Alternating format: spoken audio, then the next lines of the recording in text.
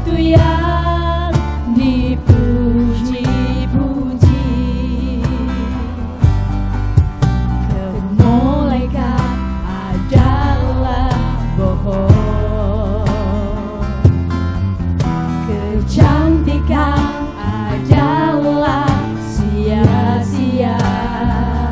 Tetapi istri yang takut Tuhan itu yang dipuji-puji.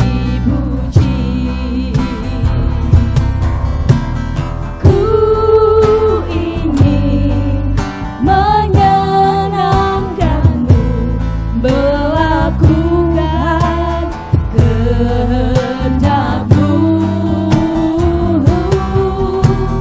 Ku ingin berkenan padamu, hidup dalam kebenaranmu.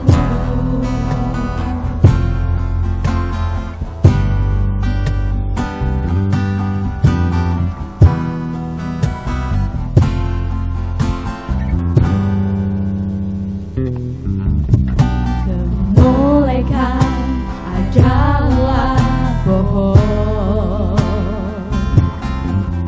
kecantikan adalah sia-sia.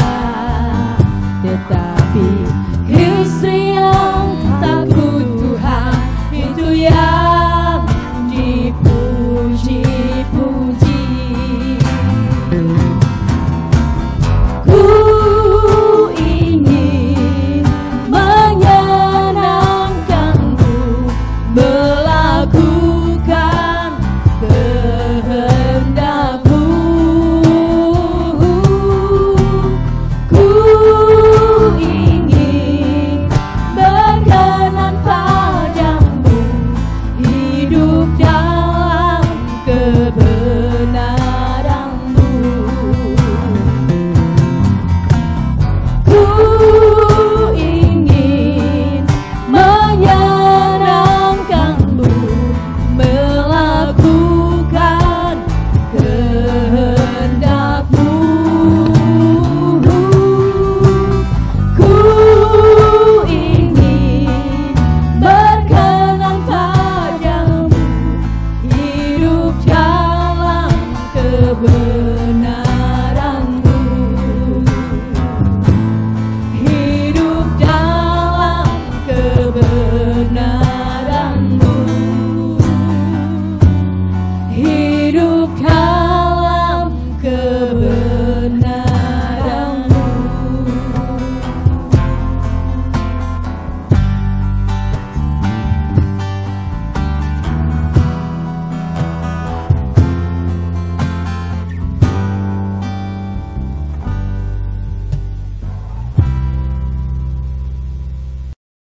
Shalom. Saudara-saudara, kita jumpa lagi di dalam edisi yang ke-11. Di edisi ini saya masih meneruskan dari edisi 10 kemarin, berbicara tentang suami istri. Karena memang situasinya kita pada tinggal di rumah. Bapak Ibu Saudara yang dikasihi Tuhan, setiap orang yang menikah biasanya ketika mau menikah mereka sungguh-sungguh menginginkan pasangannya. Entah yang laki-laki, entah yang perempuan. Tetapi anehnya ketika mereka sudah menjadi suami istri, jadi lupa semuanya, menghargai satu sama lain. Mari kita lihat satu bagian firman Tuhan di dalam Amsal 31 ayat yang ke-10 berkata demikian. Istri yang cakap siapakah akan mendapatkannya? Ia lebih berharga daripada permata. Wow, istri yang cakap, siapa yang mendapatkannya? Dia lebih berharga daripada permata. Bapak-bapak secara khusus, para suami dan anak-anak muda, laki-laki secara khusus, ingat, apakah kita menginginkan permata yang akan menjadi pasangan kita? Istri yang cakap. Cakap di sini tidak berbicara soal kecantikan. Cakap di sini adalah seorang wanita yang siap berkorban, yang akan menjadi penolong, pensapaat di tengah-tengah keluarga. Dia akan melayani, menjadi berkat. Nah, Bapak-bapak, banyak kali ketika seseorang sudah menikah, jadi lupa menghargai permata ini. Sehingga justru ada kekerasan di tengah-tengah keluarga ketika berjumpa terus. Sampai-sampai pemerintah harus mengeluarkan undang-undang KDRT. Kenapa? Karena jumlah kekerasan semakin meningkat. Nah, ini kesadaran ini perlu dibangun dulu, terutama oleh para lelaki. Coba lihat sekarang pasangan saudara. Bukan karena dia hebat begini, tapi mari kita ulang kembali kerinduan kita, keinginan kita untuk hidup bersama dengan dia. Mari kita kenang hal yang baik di dalam hidupnya, sehingga calon atau pasangan kita yang sekarang ini sungguh-sungguh kita menghargai, dia berasal dari Tuhan. Bagaimana itu bisa terjadi? Hati suaminya percaya kepadanya, suaminya tidak akan kekurangan keuntungan. Ibu-ibu, istri-istri, dan nona-nona, dengar baik-baik. Apakah hati pasangan kita bisa percaya kepada kita? Kepercayaan ini karena saling mengerti, sepakat satu dengan yang lain. Jangan sampai kemudian kita menjadi orang yang tidak sepakat satu dengan yang lain, tidak menghargai. Mulai dari bangun pagi lihat pasanganmu. Apa yang harus kita lakukan? Kita lakukan perintah Tuhan. Aku mengasihi engkau istriku, sebagaimana Kristus mengasihi engkau. Nah, si istri apa yang harus dilakukan? Sama dia menjawab, terima kasih suamiku, aku bangga menjadi istrimu, aku bangga punya suami seperti engkau. Ini dimulai dari bangun pagi, ngucap syukur bersama-sama. Jangan saling mendoakan untuk saling menjatuhkan, menginginkan, menuntut. Tetapi laki-laki mengambil kendali untuk memulai memberikan yang terbaik. Kenapa?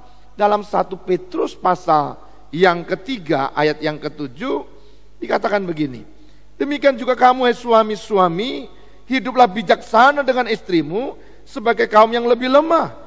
Hormatilah mereka sebagai teman, pewaris dari kasih karunia, yaitu kehidupan, supaya doamu jangan terhalang. Kenapa ada berkat-berkat yang terhalang dari kehidupan rumah tangga kita?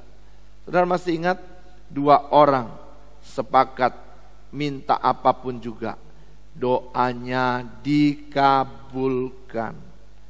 Nah, kalau laki-laki dan perempuan yang menjadi suami istri, yang ada di dalam hati dan pikiran perasaannya hanya tuntutan-tuntutan saja kepada calon, dia hanya mengoreksi kekurangan-kekurangan dari pasangannya.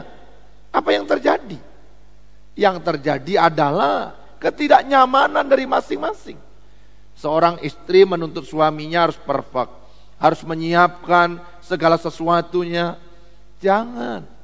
Tapi tolonglah suamimu untuk mencapai itu. Istri yang cakap dia akan menolong suaminya, bukan menuntut suaminya. Karena demikianlah yang dirancang Tuhan ketika dia menjadikan seorang perempuan.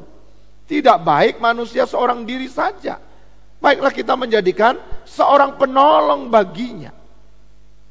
Jadi perempuan kalau tidak menjadi penolong, dia keluar dari kehendak Allah, dari rancangan Allah. Ibu-ibu, nona-nona, pikirkan, ketika engkau mau menikah dan sudah menikah, tanam di dalam hati, perasaan, pikiran, keinginanmu, 1, aku akan menolong laki-laki ini karena dia suamiku. Aku bangga menjadi istrinya, aku bangga melahirkan anak-anak dari benihnya. Ini yang harus diucapkan oleh seorang istri, disyukuri dalam kehidupan, dalam doa-doanya. Dan ketika melihat suaminya gagal, belum hebat, Engkau, ibu-ibu, hebatkanlah dalam doamu, dukunglah dalam syafaatmu, dukunglah, tolonglah yang mana yang dia perlu support. Itu istri yang cakap. Kalau bapak ibu-ibu khususnya baca Amsal 31 sampai ayat yang terakhir, kecantikan dan kemolekan tidak terlalu berarti, tidak dilihat. Karena ketika kita menjadi suami istri, yang dipentingkan oleh suami adalah semangat, dorongan, kesepakatan bersama. Sama halnya ketika seorang suami memandang istrinya. Istri bukan sesuatu yang menjadi beban buat kita. Namanya laki-laki ketika sudah menikah, ini sudah target, sudah selesai. Kemudian berhenti mengasihi, berhenti untuk melindungi, berhenti untuk merawatnya. Kemudian dia lebih banyak melihat perempuan lain yang lebih cantik. Padahal untuk menjadi cantik itu mahal. Gampang saja, bapak-bapak, siapkan dana untuk kecantikannya. Tiap minggu ke salon, potong kuku itu apa namanya, medicure, apa cure yang lain. Ya coba siapkan. Saudara melihat bintang film, melihat ini, tapi Anda tidak menyiapkan dananya. Sementara dana Anda transfer ke yang lain. Wow, tidak bisa. Laki-laki sering lupa. Dia lupa melihat pasangannya. Satu hari seorang teman saya bersaksi. Sebelum dia berangkat tugas, dia pamitan dengan istrinya. Dia lihat, dia pandang istrinya dengan mata yang penuh kasih, penuh cinta. Dan dia katakan, aku mengasihi engkau. Kata-kata ini membuat istrinya tercenung, melepas suaminya. Dan ketika suaminya pulang di sore hari, si ibu ini masih berkata, saya masih memikirkan perkataanmu, dan itu cukup buat saya. Ternyata banyak ibu-ibu sudah tidak mendengar lagi kata aku mencintaimu. Engkau lebih berharga dari perempuan manapun. Ada banyak perempuan, tapi engkau lebih dari mereka semua. Engkaulah tulang dari tulangku, daging dari dagingku. Kata-kata ini sudah tidak ada lagi. Engkau adalah hadiah terindah dari Tuhan yang diberikan kepadaku. Dia teman pewaris dari kasih karunia. Dia harus kita hormati. Kalau kita tidak menghormati pasangan kita, tidak bisa. Bapak Ibu, saya mau ceritakan satu hari kegagalan saya dengan istri saya. Istri saya meminta saya mengasihinya. Saya meminta dia tunduk kepada saya. Kami punya ayat masing-masing. Saya bilang, hei istri, tunduklah kepada suamimu. Istri saya juga punya ayat, hei suami, kasihlah istrimu. Wah, ini sama-sama hamba Tuhan. Jadi kita saling menuntut dengan pedang roh, pakai ayat untuk bertengkar. Kami tidak yang ngalah. Ya tidak selesai. Masalah kami makin banyak. Tapi ketika kami menyadari, kami mulai memuji pasangan yang satu, mendoakan, dan mensupport satu dengan yang lain, hidup kami berubah. Saudara, cara pandang, cara pikir. Jangan dengar omongan orang, jangan ikuti perasaan, jangan ikuti selera yang tidak jelas. Tapi sejak awal direnungkan, kenapa engkau mau menikah dengan perempuan ini, dengan laki-laki ini. Mari kita pikirkan hal yang terbaik dari pasangan kita. Saudara harus menjadikan dia teman pewaris kasih karunia. Ibu-ibu, ketika engkau melihat suami, lihatlah Yesus ada di dalam gambaran suamimu. Jangan dituntut kalau dia belum bisa berkorban, kalau penghasilannya belum cukup, tapi engkau sepakat, suamiku aku sepakat, engkau akan naik menjadi kepala dan bukan ekor. Aku akan berdoa untukmu. Semangat, semangat, semangat. Aku menunggu penuh cinta. Wow, suaminya pergi dengan energi yang berbeda, dengan roh yang menyala-nyala, dengan semangat bahwa Tuhan memberkati. Dan apa yang didoakan dan menjadi harapan istri, sepakat dengan suami, sepakat dengan anak-anak. Apapun yang dikerjakan, akan diberkati oleh Tuhan. Haleluya. Bukankah Tuhan berkata, kalau kita diam bersama dengan rukun, berkat kehidupan akan diperintahkan ke sana. Kegagalan suami istri ketika tinggal bersama, kadang-kadang justru tidak rukun. Karena tadi saling menuntut, bukan saling menolong. Dan menyatakan tidak mengerti satu sama lain. Satu hari ketika saya duduk dengan istri saya, kami minum teh, saya pandang istri saya. Ih, rupanya dia cantik juga. Dan saya bilang, kamu cantik. Istri saya tersipu-sipu merah. Sudah lama saya tidak ngomong langsung, melihat langsung. Saudara, kadang-kadang kita tidak punya waktu untuk duduk saling pandang, saling mengagumi, saling memberikan puji-pujian. Seperti di Kidung Agung itu. Cantik engkau kekasihku, tampan engkau kekasihku. Ayo, baku balas suami istri.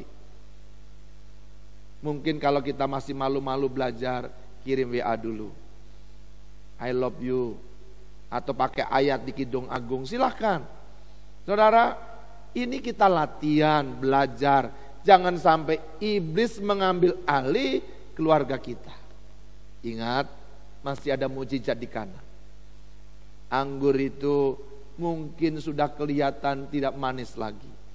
Tapi ketika Yesus kita beri kesempatan, anggur cinta kita yang sudah mulai hilang itu akan manis sampai akhir.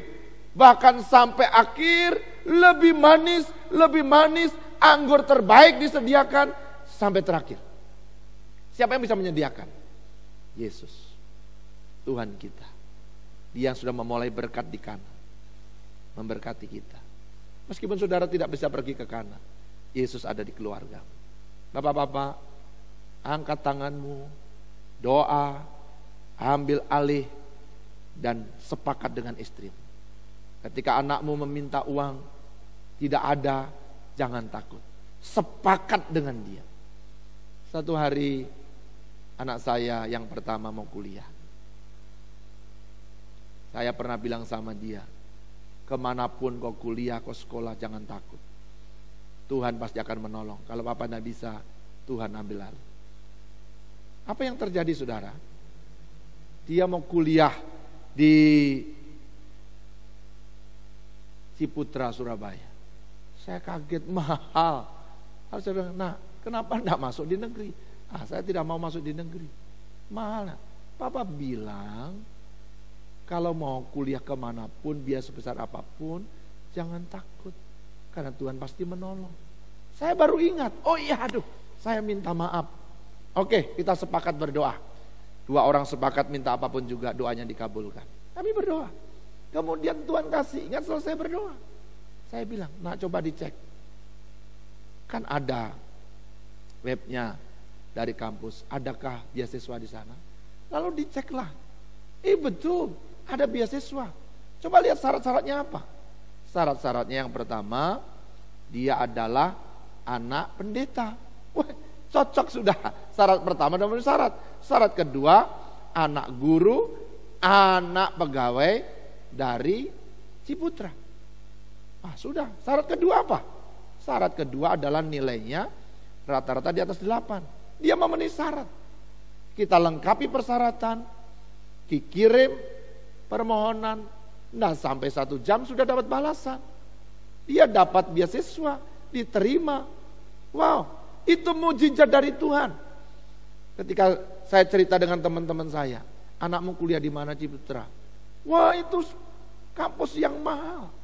Saudara, bukan masalah mahal, tapi Tuhan kita bagaimana. Sampai akhir dia selesai, Tuhan menolong semuanya. Haleluya. Dia lulus dengan cum laude. Saudara, tidak ada yang mustahil.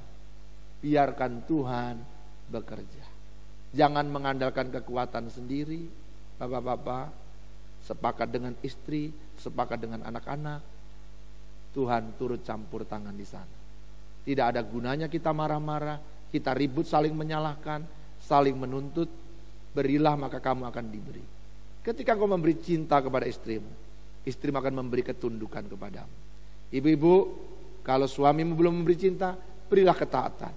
Di dalam 1 Petrus dikatakan, layani tanpa kata-kata, maka dia akan melihat kesalehan kita yang tulus itu, dan dia akan kembali kepada Tuhan.